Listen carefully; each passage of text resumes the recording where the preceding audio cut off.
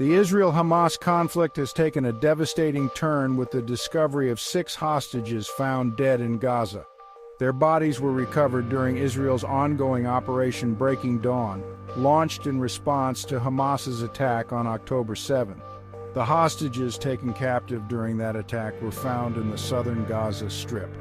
Their remains have been returned to Israel for identification and further investigation.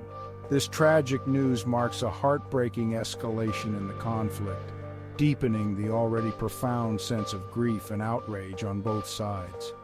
The discovery has sparked protests and international condemnation, raising urgent questions about the fate of the remaining hostages and the potential for further violence.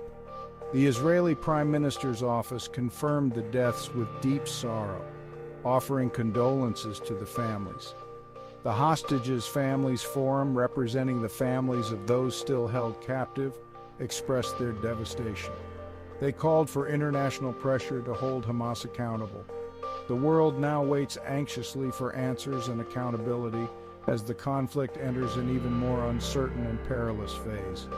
The discovery of the 6 hostages' bodies serves as a stark reminder of the human cost of this conflict. It underscores the urgent need for a peaceful resolution. Among the 6 hostages found dead were individuals from diverse backgrounds, their lives tragically cut short. Their stories offer a poignant reminder of the human toll this conflict continues to take. Hersh Goldberg Polin, a dual Israeli-American citizen, was among those killed. Details about his life and the circumstances of his captivity are still emerging. However, his death has deeply resonated, particularly in the United States, highlighting the international implications of this tragedy. Another victim was identified as name of the second hostage, a nationality national. He/she was brief description of their background and/or profession.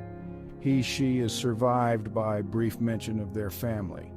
The identities of the remaining 4 hostages are being withheld pending notification of their next of kin.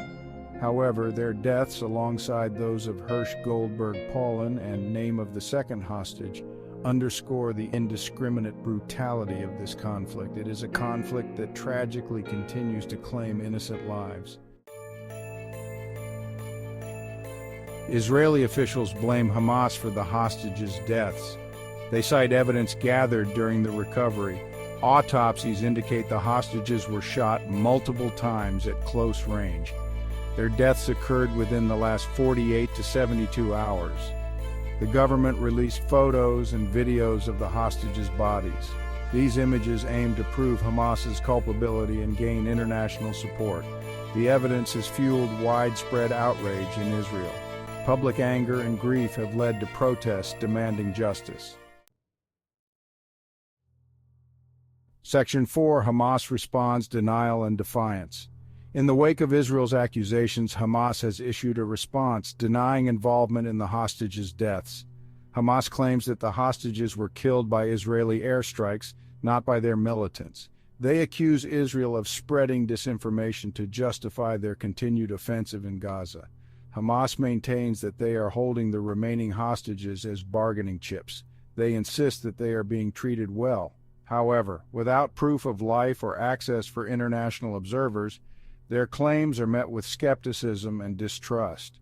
The situation in Gaza remains dire as Israel intensifies its military operation. Civilian casualties continue to mount and access to essential supplies remains limited. Hamas, facing overwhelming military force, has resorted to firing rockets into Israel, further escalating the cycle of violence. The international community is left grappling with how to de-escalate the situation, secure the release of the remaining hostages, and address the humanitarian crisis unfolding in Gaza. Hamas's denial of responsibility and continued aggression present significant obstacles to achieving a peaceful resolution. Section 5, Escalation and Uncertainty, a Grim Turning Point.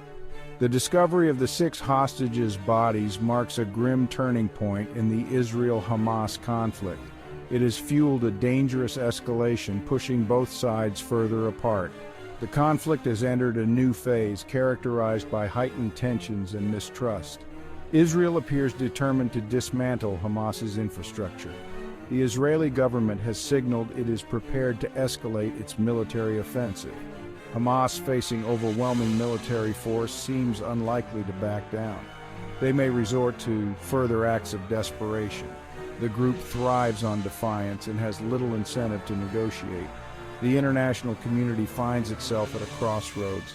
It must find a way to de-escalate the violence and create a path towards a lasting peace.